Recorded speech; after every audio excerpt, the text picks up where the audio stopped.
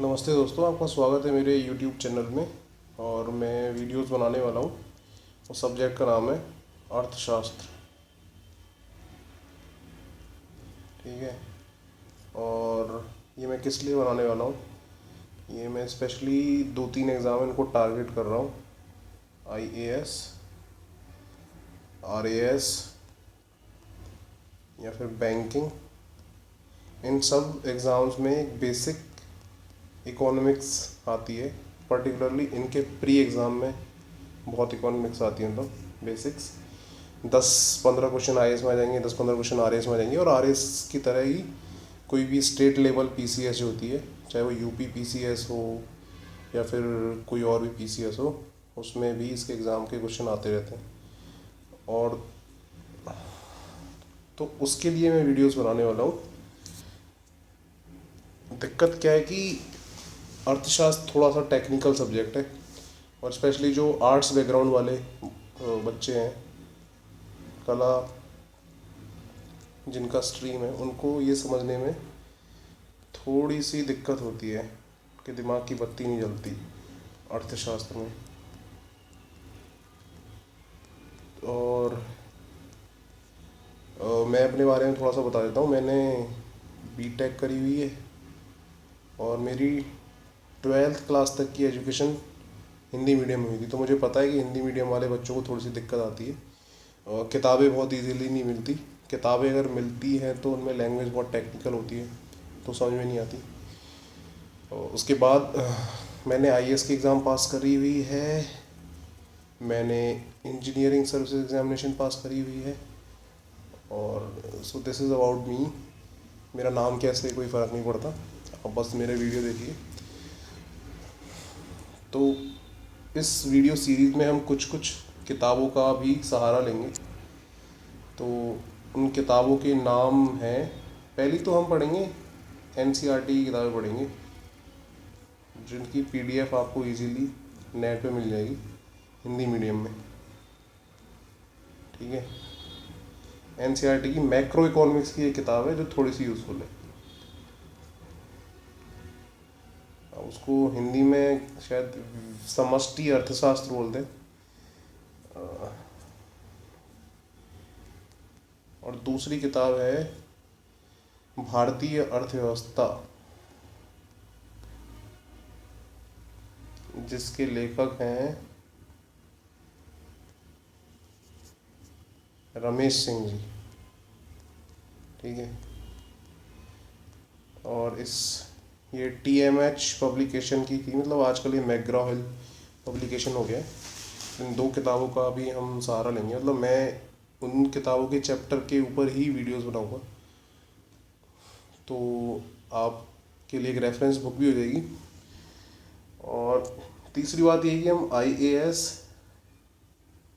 या RAS, specially IAS के कुछ क्वेश्चन भी हम इस वीडियो सीरीज में सॉल्व करने लगे। जैसे मैंने कोई टॉपिक पढ़ा दिया, तो उसके बाद में कुछ पुराने क्वेश्चन आपको सॉल्व करके दिखाऊंगा।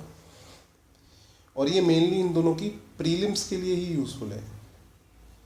मेंस के लिए ये वीडियो सीरीज नहीं है, लेकिन अगर आपने ये एक बार अच्छे से कॉन्सेप्ट सारे समझ लिए, तो मेंस के लिए आप जो पढ़ोगे आपको बहुत समझने में उसे आसानी होगी। मेंस आजकल करंट अफेयर्स बेस होगी, लेकिन उस करंट अफेयर्स को अच्छे से समझने के लिए आपके बेसिक्स क्लियर होने चाहिए। तो ये बेसिक्स आपके सारे क्लियर करा देगी ये series. So I hope that you will enjoy this and support me in this initiative. तो हम और आगे बढ़े उससे पहले एक बार सिलेबस पे नज़र डाल लेते हैं। तो ये मैंने खोला हुआ है, ये RAS का सिलेबस है। और आप देख सकते हैं अर्थशास्त्रीय अवधारणाएं और भारतीय अर्थव्यवस्था। तो अर्थशास्त्र के मूलभूत सिद्धांत, तो बजट कैसे बनता है, बैंकिंग के क्या क्या बेसिक टर्म्स हैं, बैंक कैसे काम करते हैं। तो आप सुनते रहते होंगे कि repo rate, reverse repo rate, CRR, इन सब चीज़ों के बारे में हम पढ़ेंगे। लोक वित्त यानी शायद पब्लिक फाइनेंस होता है, राष्ट्रीय आय। तो जैसे हर व्यक्ति की कोई आय होती है, उसी तरह देश की भी आय होती है। और देश की आय को नापने के बहुत सारे पैमाने हैं, जैसे कि GDP आप सुनते हैं, सकल घरेलू उत्पाद, यानी कि ग्रॉस डोमेस्टिक प्रोडक्ट। इस तरह से और भी बहुत सारे हैं पैमाने, जैसे कि GNP है, ग्रॉस नेशनल प्रोडक्ट। तो इन सब के बारे में हम थोड़ा सा समझेंगे। समृद्धि और विकास का आधारभूत ज्ञान।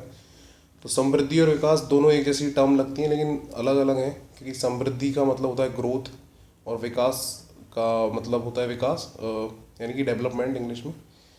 समृद्धि एक क्वांटिटेटिव टर्म है और विकास एक क्वालिटेटिव टर्म है। इसको हम जब मैं कवर करूँगा तो मैं आपको अच्छे से समझा दूंगा। लेखांकन, लेट्स सी कि मैं ये कवर कर पाता हूँ या नहीं। स्टॉक एक्सचेंज, ये हम कवर कर लेंगे। राजकोषीय और मौद्रिक नीतियाँ यानी फिस्कल और मॉनेटरी पॉलिसीज़, ये हम कवर कर लेंगे। सब्सिडी, लोक वितरण प्रणाली, ये भी हम पढ़ लेंगे। ई कॉमर्स तो हम जानते ही हैं, फ्लिपकार्ट, अमेजोन, ये सब ई कॉमर्स का पार्ट है। मुद्रास्फीति यानी कि इन्फ्लेशन, और आम भाषा में ये तो महंगाई की अवधारणा, प्रभाव और नियंत्रण, ये सब हम पढ़ लेंगे। पंचवर्षीय योजनाएं जो अब ख़त्म हो गई हैं लेकिन एक बार उनको देखना ज़रूरी है। अर्थव्यवस्था के प्रमुख क्षेत्र, ये भी हम पढ़ लेंगे।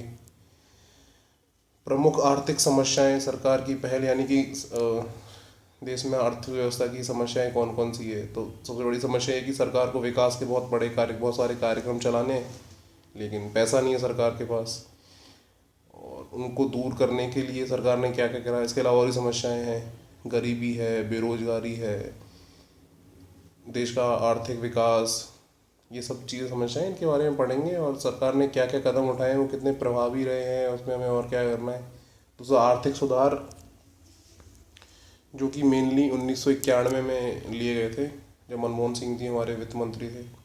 फिर है उदारीकरण, इसको अंग्रेजी में लिबरलाइजेशन बोलते हैं, और इसके बारे में पढ़ेंगे क्योंकि अब हमारा देश उदारीकरण के रास्ते पे आगे बढ़ चुका है, 1991 से ही बढ़ चुका है और निरंतर और आगे बढ़ा जा रहा है। फिर मानव संसाधन एवं आर्थिक विकास, मानव संसाधन एवं आर्थिक विकास, इनको अंग्रेजी में बोलेंगे human resource and economic development. तो किसी देश की जो सबसे महत्वपूर्ण पूंजी होती है वो वहाँ के नागरिक ही होते हैं। तो वो एक तरह का संसाधन मानते हैं, जिस तरह से ऊर्जा का एक संसाधन है या फिर खनिज पदार्थ एक संसाधन है, उस तरह से सबसे जो जरूरी संसाधन है वो है उस देश के नागरिक, क्योंकि नागरिक ही उन अन्य प्राकृतिक संसाधनों का उपयोग करते हैं और नई नई चीज़ों का निर्माण करते हैं। उनके बिना कोई देश नहीं होता। तो उनका विकास हो रहा है नहीं हो रहा, उसके लिए मानव विकास सूचकांक यानी ह्यूमन डेवलपमेंट इंडेक्स है। गरीबी और बेरोजगारी क्या होती है, इनके कारण क्या है, ये सब हम पढ़ेंगे। सामाजिक न्याय और अधिकारिता, ये भी हम देखेंगे। तो बेसिकली ये सिलेबस हम शायद फॉलो ना कर पाए, लेकिन जो उन किताबों के हिसाब से जो बेसिक कॉन्सेप्ट है इकोनॉमिक्स के, वो ज़रूर हम फॉलो कर लेंगे। ओके। फिर राजस्थान की अर्थव्यवस्था है, तो ये मैं शायद कवर नहीं कर पाऊँगा क्योंकि मेरी जो ये वीडियो सीरीज है ये सिर्फ बेसिक इकोनॉमिक्स के लिए है। और एक बार अगर आपने समझ ली तो आप कोई भी किताब उठा के राजस्थान की, भारत की, अमेरिका की, अफ्रीका की कोई भी अर्थव्यवस्था को आप पढ़ सकते हैं। तो ये मेरा इंट्रोडक्टरी वीडियो है। और एक और बात, मैं मतलब ये जो स्क्रीन है इस पर मैं जो भी लिखूँगा उसकी एक PDF बना के आपको प्रोवाइड करा दूँगा अगर वो यूज़फुल होगी तो, ताकि आप एक सॉर्ट ऑफ आपके लिए एक नोट्स बन जाएंगे। तो let us see whether this initiative of mind become successful और not. Thank you very much for watching my video.